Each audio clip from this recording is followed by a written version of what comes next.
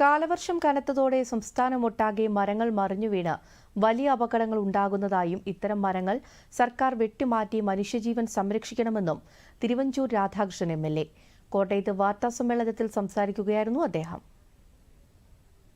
പൊതുസ്ഥലത്ത് നിൽക്കുന്ന മരമാകുമ്പോൾ ആ മരത്തിന് മനുഷ്യന്റെ ജീവഹാനിക്ക് വിരുദ്ധമാണ്, എതിരാണ്.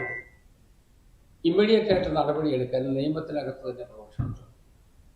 ഇവിടെ പലയിടത്തും ഈ മരം മറിഞ്ഞ് വീടുകൊണ്ടേയിരിക്കുകയാണ്.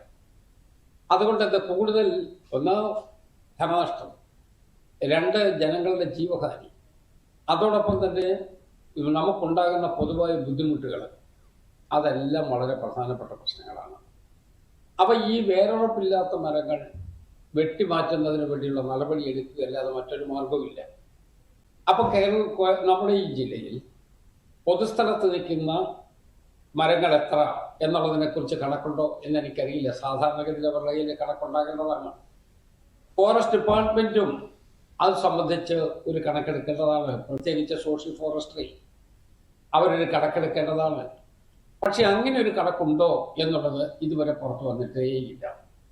രണ്ടാമത്തെ പ്രശ്നം, അങ്ങനെ ഉണ്ടെന്ന് വരികിൽ അതിൽ വേരുറപ്പുള്ളത് എത്ര, വേരുറപ്പില്ലാത്തത് എത്ര എന്നുള്ളതിനെ കുറിച്ച് ഒരു കൃത്യമായ ഒരു രൂപത്തിലുള്ളൊരു കണക്ക് ഗവൺമെന്റിന്റെ കയ്യിൽ ഉണ്ടാകേണ്ടതാണ്.